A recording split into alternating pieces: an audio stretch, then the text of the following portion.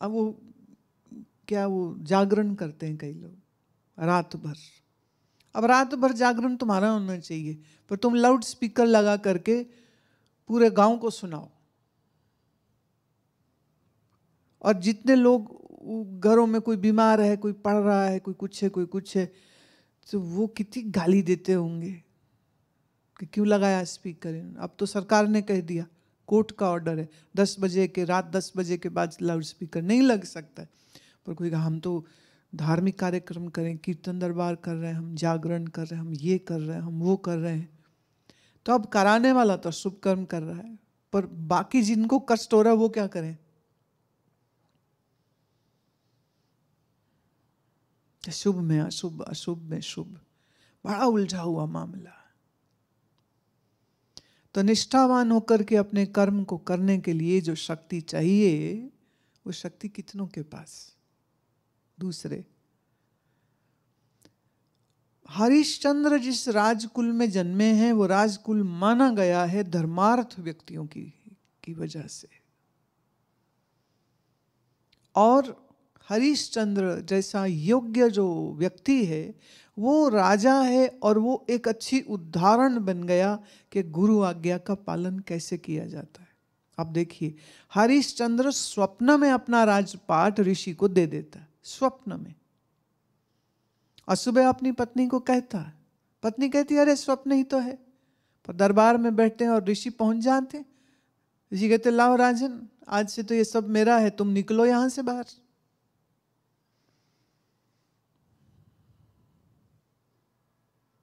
स्वप्न में किए गए दान को लेने के लिए ऋषि पहुंच जाता है। ऋषि क्या मामूली है फिर? और याद रहे, ये ऋषि विश्वामित्र पहले स्वयं एक राजा थे, विश्वजित, और फिर सब कुछ छोड़ करके ऋषि हुए, तपस्या करके राज ऋषि पदवी को प्राप्त किया, और फिर बाद में ब्रह्म ऋषि की पदवी को भी प्राप्त किया।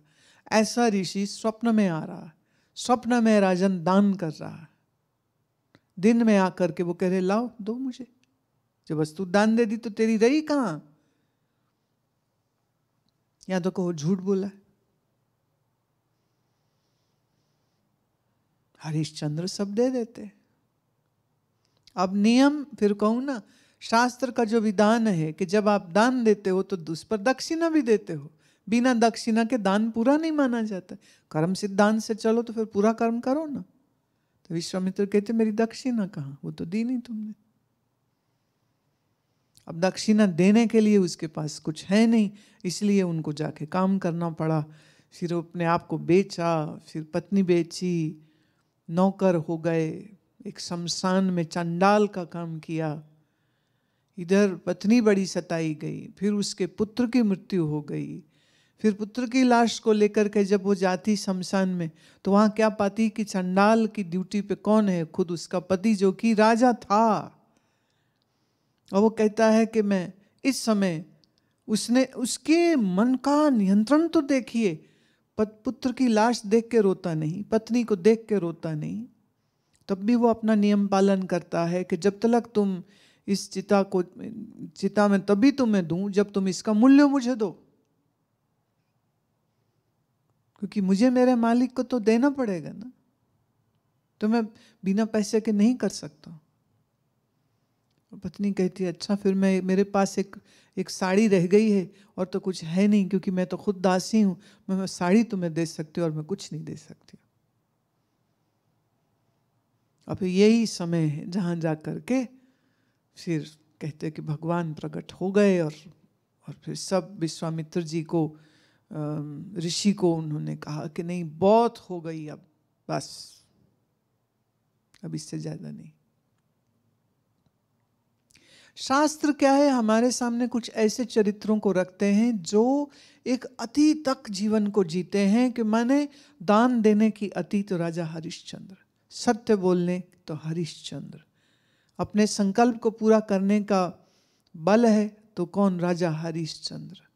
मोह ममता से मुक्त है तो कैसा? जैसा हरिश्चंद्र। गुरु आज्ञा का पालन करे कैसे? जैसे राजा हरिश्चंद्र। सब कठिनाइयां सह करके भी मन में क्रोध नहीं आया, ऐसा धीरजशाली कौन? राजा हरिश्चंद्र। और चांडाल होकर के एक शमशान में कर्मचारी की काम किया, लेकिन उसमें कभी उन्होंने अपना दुर्भाग्य नहीं समझा, उसको ये भी अपना कर्म समझ के उन्होंने अच्छे से कर्म किया। तो अपने कर्म के प्रति निष्ठा रखने वाला उदाहरण कौन? राजा हरिश्चंद्र। अब इतनी कठिनाइयों में अगर ऋषि उनको नहीं डालते तो क्या हरिश्चंद्र एक इतना बड़ा आइडियल व्यक्ति होता हम सब के लिए? काले की पृष्ठभूमि पर ही सफेद चौक से लिखा जा सकता है।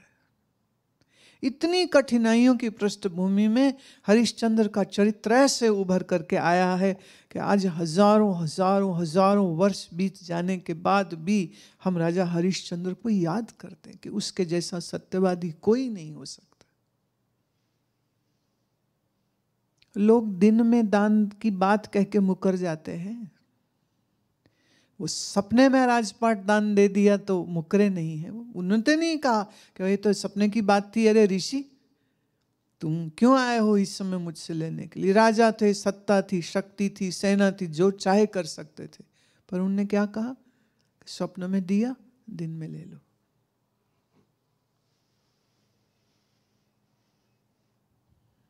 तो कुछ चरित्र, कुछ समझो कि ईश्वरीय लीला है ये भी, कि कुछ ऐसे महानुभाव, महाशय, धीरशाली, गंभीर, तपस्वी, शीलवान कुछ व्यक्ति ऐसे हमको हमारे समाज में दिखते हैं जो बाकियों के लिए एक प्रेरणा का स्रोत बन जाते, उदाहरण बन जाते। ऐसा होना चाहिए। कैसा जीवन होना चाहिए? बोले राजा हरिश्चंद्र जैसा होना है।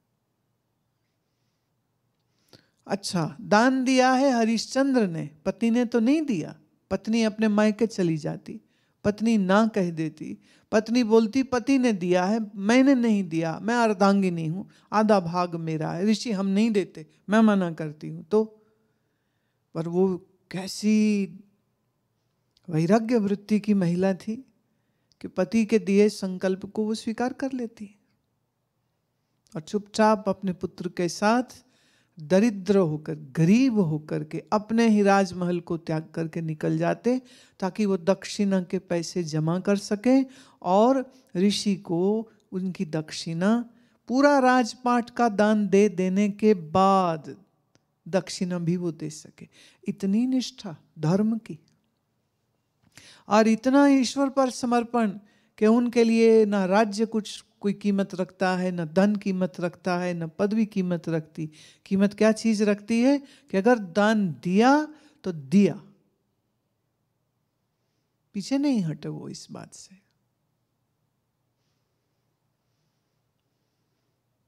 तो ये ऋषि अगर इतनी कठिनाइयां न देते तो विश्वामित्र का ये चरित्र क्या उभर के आता सामने। और जब ये सारा कार्यक्रम बंद हुआ है तो ऋषि ने कहा है क्या राजन, मैं तेरे राज का क्या करूंगा, चल अब ये राज्य तुझे मैं प्रसाद में देता हूं, जाके तुम अब राज भोग। कोई वो खटपटिया साधु थोड़े ना था ढोंगी जो खुद ही राजा बन के बैठा हुआ था। पर जिस देश का राजा ऐसा त्याग वृत्ति वाला धर्मवीर होगा, उस राज्य में रहने वाले लोग अपने राजा को देख के उसके पद चिन्हों पे चलेंगे नहीं क्या?